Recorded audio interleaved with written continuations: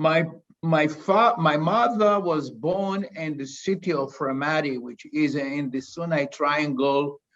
It is about 110 kilometers northwest to Baghdad. And my father was born in the city of Anna, which is the biblical town or city called the Nehaldea, which has a very sort of old and important part of Jewish heritage. It wasn't thoroughly ideological reasons for their leaving. My father, don't I don't think that he cared one way or another. He was not considering himself a Iraqi patriot or Zionist patriot. He was mainly in love with my mother. You know, this is what I think what he was much concerned about. My mother was more, I think, kind of entertaining some kind of sense of Zionist ideology. And even she was considering the possibility when she was much younger, when she was 16 or 17, to make Aliyah on her own. But her parents didn't let her do that because they said, well, it's too dangerous to send you, on your own to Palestine. And as I said, I think that she was more inclined, ideologically motivated, but my father was not. Well, as I was saying, the moment that it was no longer possible for Jews to stay in Iraq, they arrived in Israel. Essentially, the Iraqi way, I guess, so what it means, the Iraqi way. For instance, the Passover, we read the Haggadah, we used to read the Haggadah in Hebrew and in Arabic. And some kind of transliteration of the Haggadah into Arabic. And that custom stopped, the moment that my grandma, who never spoke a word in Hebrew, passed away. So slowly we abandoned that part, of reading it, reading the Haggadah in Arabic. So yeah, I guess in general, what Iraqi Jews do, I guess customs and Purim or Passover or eating specific foods, on holiday. The first, like many other immigrants or linked to Israel, they arrived in Sharla Aliyah.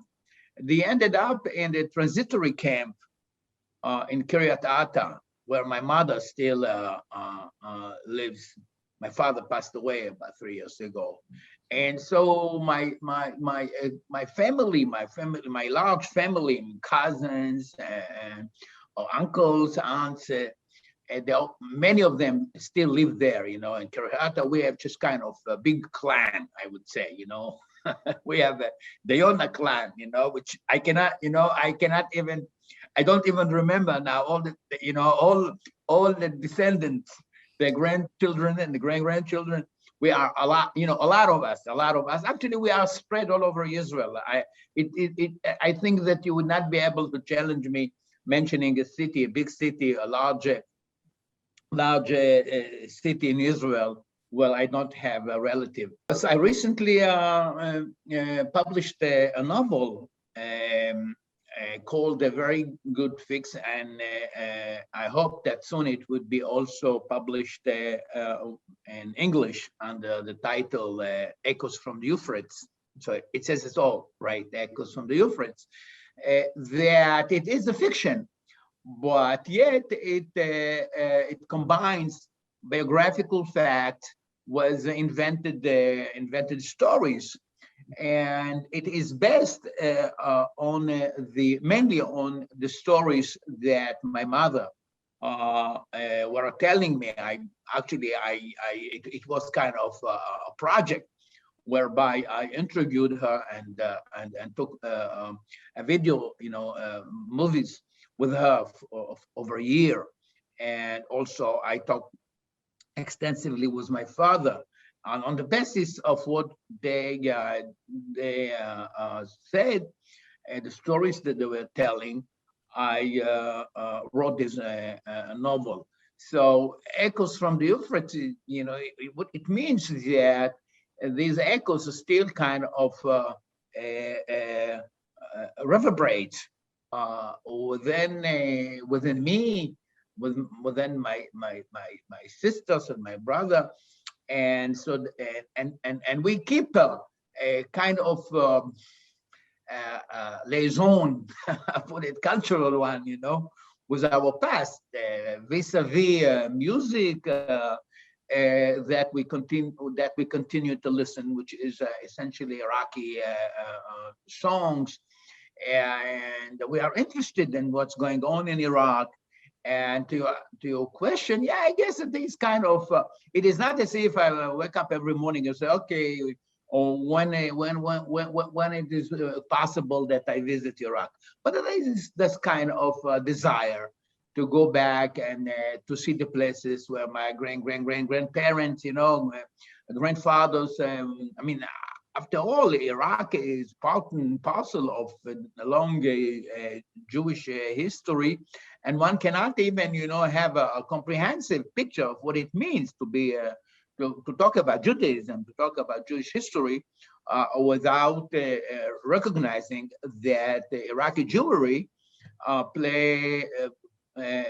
plays a cardinal and a crucial role in that history, which means that Iraq, and some people would prefer to talk about old Babylonia, would continue to be part of our history. And I don't mean our history in the sense that Iraqis history, but Jewish history at large, no matter where you live, whether it is in the States, in Australia, in France, wherever you live, it is part of Jewish history.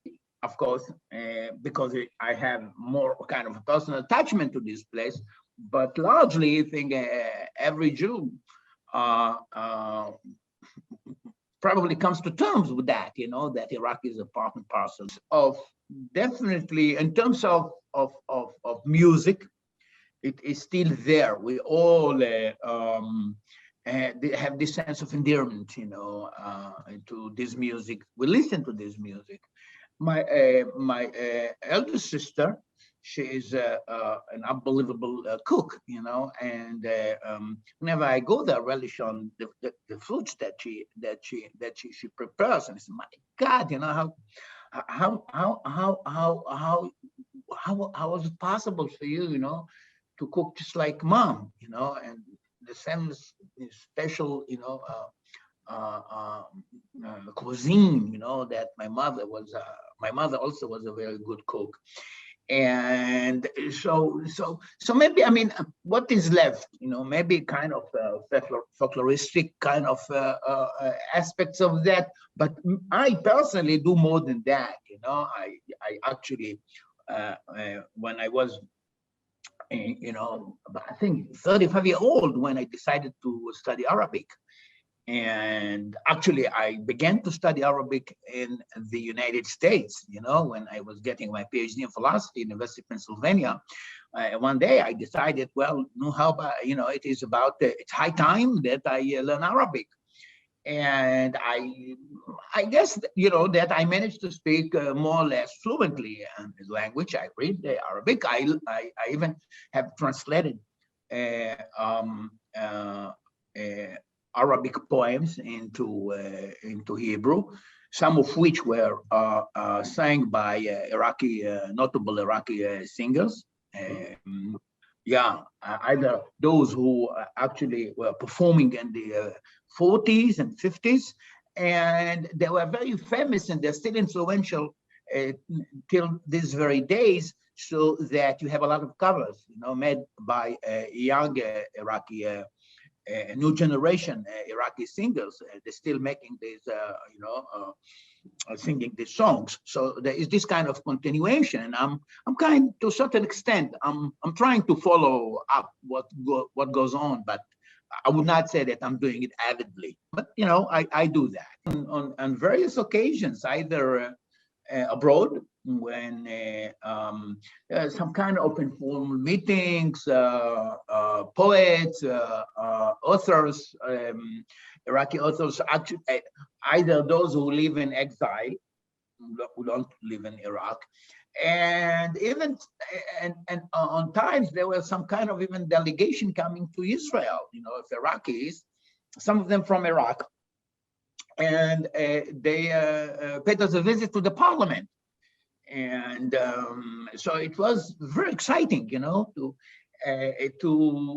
get this feeling that actually there is a strong desire among many Iraqis to have to renew relationship with Israel at large and with Iraqi Jews specifically, and they're expressing very often a deep regret about the expulsion of the Jews from Iraq. And even one of them said that the moment that Iraq expelled its Jews, actually it expelled Iraq from itself, because of the dominant role that Iraqi Jews actually had played in the very development of Iraq and ushering it into modern time.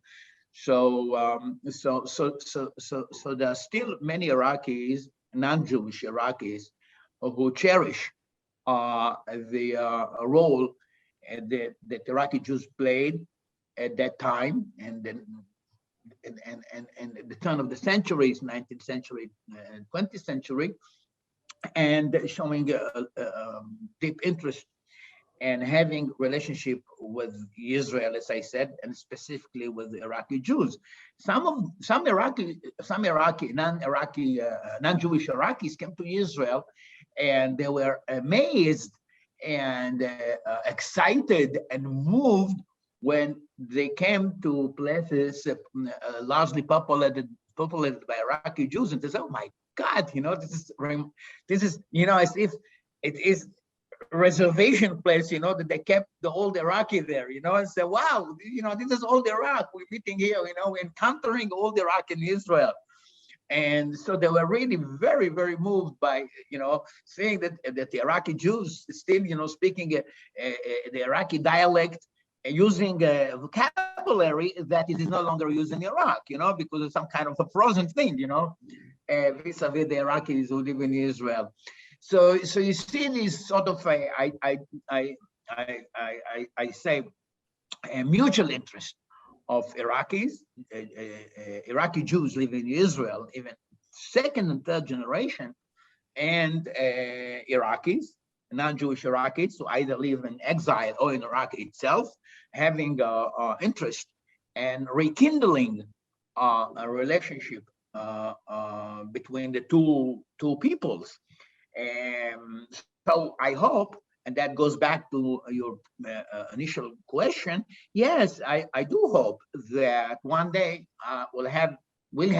all of us will have the chance, because as I was saying before, just imagine, going to Babylonia for all of us Israelis, and to reconnect with the places where Jewish history was in the making. So it can be marvelous, can be exciting, and can be unbelievable. My God, this is where it all began.